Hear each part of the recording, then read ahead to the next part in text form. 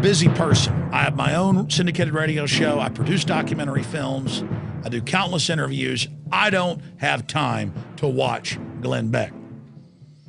But because the national media has pointed out that Glenn Beck is ripping off the information I cover and then basically spinning it, I have been forced in the last year to monitor his radio show and to watch his television show off and on. Every time I watch him, I see incredible truths being brought out on national television and on syndicated radio, but with lies being injected into it. Media Matters, Newsweek, you name it, have all pointed out that Glenn Beck more and more echoes the information that I cover.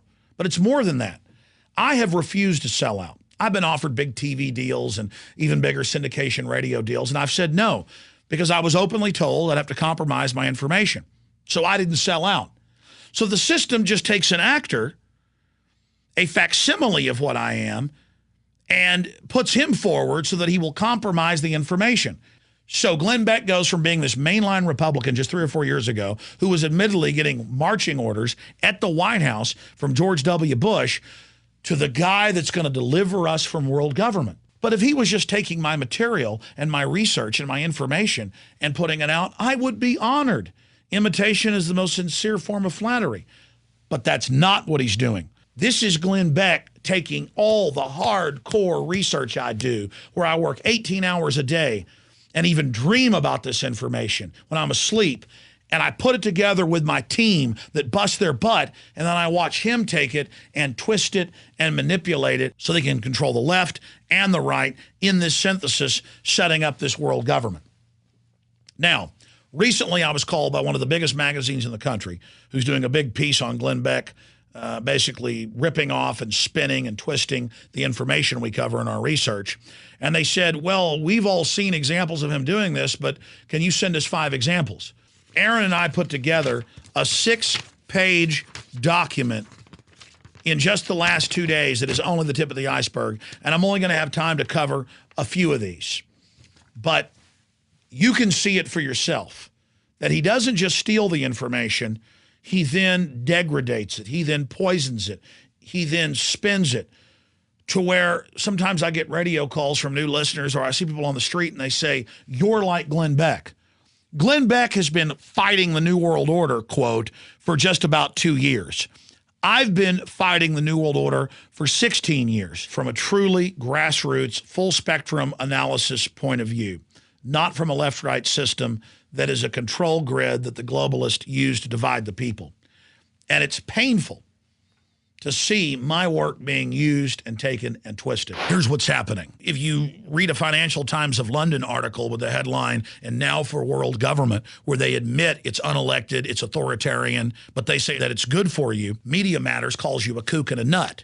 And then Glenn Beck, he plays the part of the patriot who will admit that's going on, but then basically water it down. Well, now there's call for America to give up our dollar for a global currency. That would lead to a global government. And one world currency and one world financial system is the end game.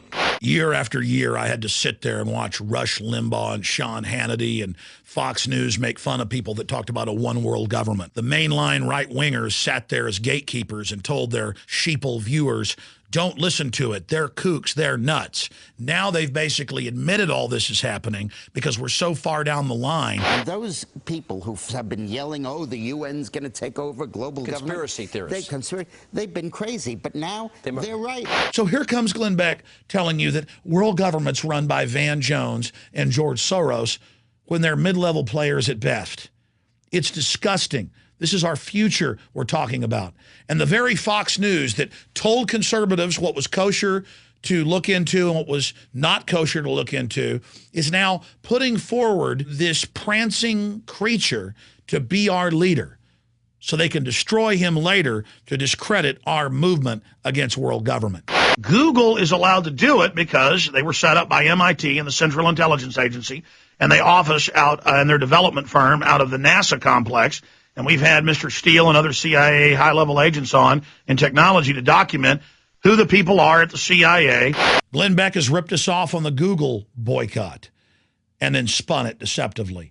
First of all, they are working really, really closely with the government.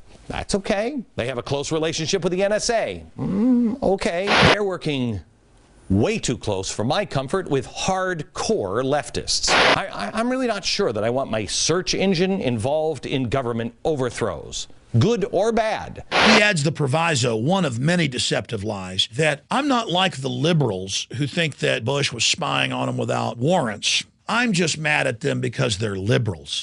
I'm not afraid that Google is reading my email or tapping your phone lines or stealing grandma's recipes. That kind of paranoia is reserved for the left during the Bush administration with Microsoft.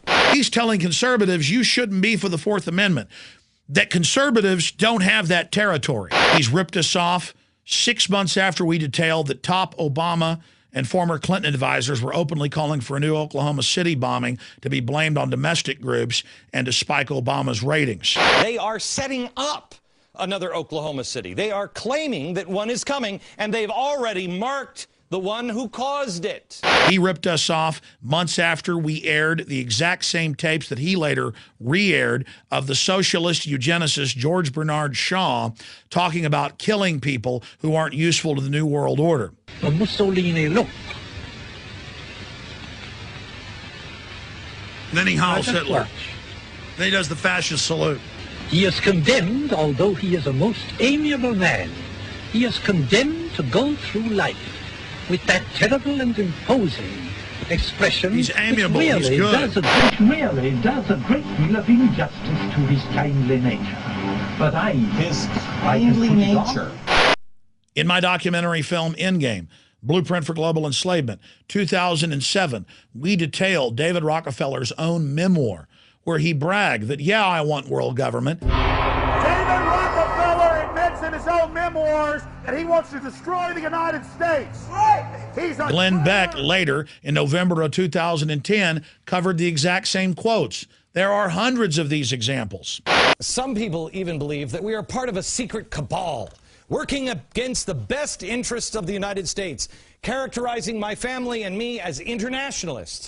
If that's the charge, I stand guilty, and I am proud of it. An article written by David Rockefeller for the New York Times. Rockefeller openly lauds and endorses Mao Zedong's actions while celebrating their command and control system. Communist China is the model, planned society for the New World Order. This is what it's going to look like, 2025 global landscape. This is a government report. The model of China is the goal that these guys are saying everybody's pretty cool with. This is what's going to come. Months after I interview people like Damon Vickers or Gerald Celente, Glenn Beck has them on the show and asks them the exact same questions that we've posed on my broadcast. In the last 8 months, we've launched more than 70 successful Google bombs, where I tell my listeners to search key terms. Now, suddenly in the last month, Glenn Beck has begun the Google bombs, telling his listeners to search a certain term. Pause the show and look up the word caliphate. Here's the chart. Caliphate. Oh, by the way, we're on at 2 p.m. And then bragging on their site, we've got over 60 at #1, including 3 to 4 to 5 top terms in a row. Here's another example. In the last 4 years, since 2007, I have covered every week the Pentagon and the British Ministry of Defense drills and public reports they put out preparing for martial law during societal collapse due to economic crisis. Suddenly, Glenn Beck covers it almost word for word. If we have shortages of food, if we have rolling blackouts, there could be civil unrest, there could be looting, rioting, and that might be the impetus for the government to declare martial law. You know what? I don't think you're a couple of years away from something like that. Of all these issues, there's one that really stands out, and that's the obscure issue of the federal government for over 35 years having a secret program through the county health departments to take blood from all newborn babies for a secret DNA database. I broke this story more than 15 years ago.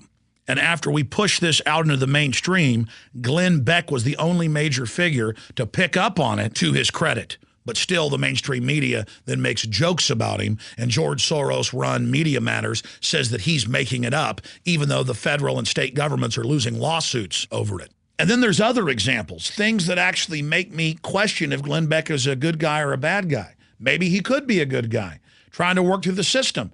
Because I've challenged him, cover John P. Holdren, the White House science czar, calling for sterilants in the water. Which one of us actually says, I want to breathe in dirty air and drink in, dirty water? The kind with sterilants in it. Cover the eugenicist. Cover the move for a world government. The only way to really stop their imagined disaster, to save the planet, is to limit the number of human beings on this planet. 1 child per family. That's negative population growth. I'm against it, and I think I'm not alone. And then weeks later, he covers it word for word.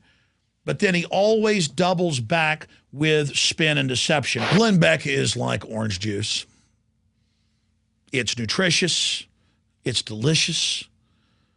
But I didn't tell you the rest of what Glenn Beck is. He's a teaspoon of cyanide, enough to kill 10 elephants in every pitcher.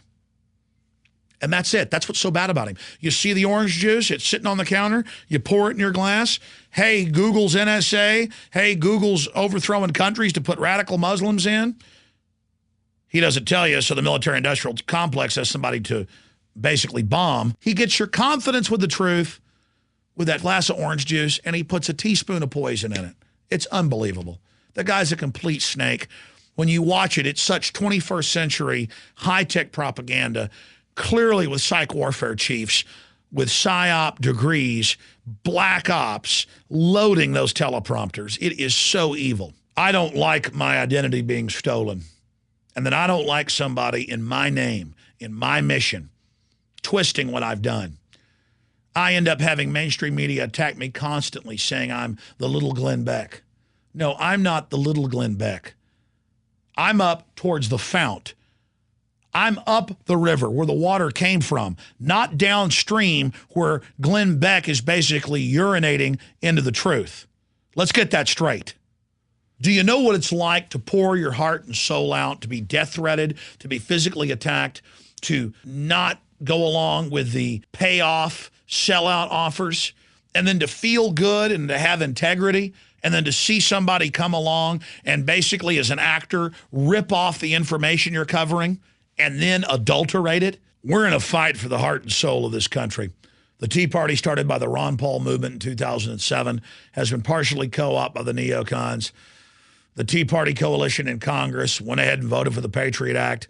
We were sent by law enforcement 2 years ago, the internal government documents, MIAC, Homeland Security, where it has nothing to do with men in caves. It's all about the American people, gun owners, libertarians, conservatives. If the people don't get wise to Glenn Beck, we don't have any future. I mean, it's really just that simple. But the fact that he has to mimic us and take on our political colorations as camouflage does show how far we've come. We have a global government run by private banking cartels that's taken over our nation. And Glenn, we cannot allow you to blame it all on a mid-level nobody like Van Jones and tell us he's the top of the pyramid. Glenn, I'll really start to believe in you when you do a show on Rupert Murdoch, admittedly being one of the key people behind the move for global carbon taxes to fund this new private world government. And I want to tell the globalists something. You think Glenn Beck's co-opted my message and my information? No. This door swings both ways. This is a two-way street, a double-edged sword. We're only getting more viewers and more listeners because of Glenn Beck. People are using him as a doorway, and then they're finding the real bona fide information. So in the end, it's like God says in the Bible, no weapon formed against us shall prosper. You give us lemons, we're going to make lemonade. It's just that I get more angry at Beck than like an evil Mr. Maddow or Slimeball on MSNBC, because they are willing, open servants of evil. And you're over here posing so you can basically fill the chair of the liberty movement so that you can basically co-opt us in the end. But then I think back to Mr. Maddow, and I think back to even Keith Olbermann. Back when Bush was in office, they'd talk about Patriot Act and torture and evil and corruption. And now they don't really do it because they were playing the part of anti-establishment when Bush was in.